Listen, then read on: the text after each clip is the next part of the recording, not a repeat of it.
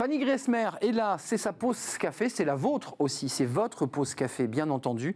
Il y a une chanson, et il fait trop chaud pour travailler, on l'a tous fredonné quand il faisait chaud, sauf que quand il fait froid, vous nous dites aussi qu'on n'est pas, d'abord on n'a pas une grosse pêche, faut le dire. En fait, on n'est jamais... ça marche jamais, on travaille quand en climat tempéré. Quand il fait froid, ça change un peu notre métabolisme, on travaille moins bien. C'est ce que vous nous dites. En ce moment, vous voyez, il fait gris. Ça va changer. Voilà, la nuit tombe tôt, le froid, difficile de trouver la motivation pour aller travailler. Travailler tout court aussi, donc, si vous êtes en télétravail, même de chez vous, si en ce moment, lorsque le réveil sonne le matin, vous l'entendez de très très loin, que l'appel du canapé est beaucoup plus fort que celui de faire du sport, si vous jetez votre dévolu sur une tartiflette plutôt qu'un pokéball avec du quinoa et de l'avocat, rassurez-vous, vous n'êtes pas seul et c'est tout à fait normal. Pourquoi ? Parce que c'est l'hiver. C'est l'homme préhistorique qui dort en nous, en fait, c'est ça, quand on prend la tartiflette. Ouais, on a un petit côté... on s'adapte aux saisons, est-ce que le corps s'adapte ? Oui. Et donc, on suit finalement ces rythmes-là ? En tout cas, une chose est sûre, en hiver, les températures sont plus fraîches, les nuits sont à rallonge. Et ça crée un sentiment de malaise général. Vous voyez certainement de quoi je veux parler.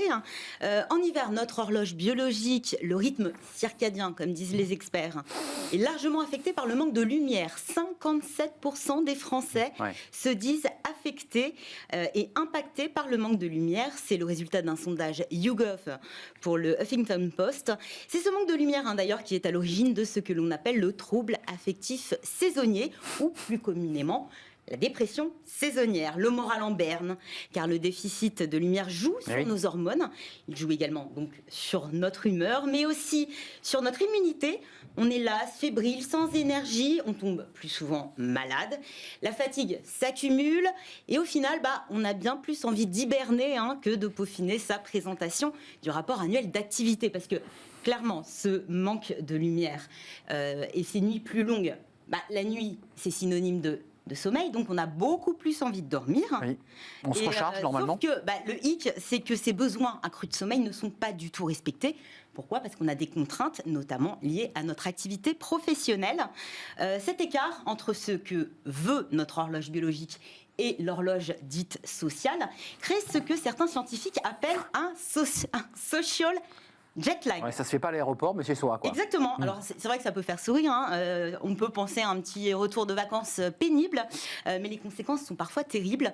Ça a des conséquences notamment sur notre santé, obésité, sédentarité, risque de dépression, des risques de maladies cardiovasculaires et de cancer accrus, mais cela pèse aussi sur nos performances professionnelles. Selon les données compilées par Redboost, une plateforme collaborative en ligne de gestion de tâches, c'est en janvier et en février que nous serions les moins efficaces. On est dedans. Moins productifs et plus absents, ce qui a un coût, bien sûr, aussi pour les entreprises. Alors oui, c'est vrai qu'on n'a pas exactement les mêmes besoins de sommeil selon les saisons, et pourtant la journée de 8 heures, c'est valable le 18 février comme le 18 juillet. Il y a des solutions, Fanny. Moi, je pensais à la luminothérapie. J'ai vu que ça marchait très fort. C'est vrai. Ces petits appareils qui vous mettent de la lumière. Alors, certains experts penchent pour une solution peut-être un petit peu plus radicale, quoique, si on adaptait tout simplement nos horaires de bureau en hiver. C'est ce que préconise une petite poignée d'experts. Ils estiment en tout cas qu'un changement de nos rythmes de travail, par exemple commencer à travailler 1 heure plus tard en hiver, pourrait aider à éradiquer ce phénomène. Alors pour l'instant, les entreprises n'ont pas l'air très réceptives à l'idée. En revanche, certaines écoles semblent montrer la voie, notamment aux États-Unis et en Grande-Bretagne, où des lycées notamment tentent de mieux se caler sur le rythme biologique des adolescents. Les résultats sont assez encourageants.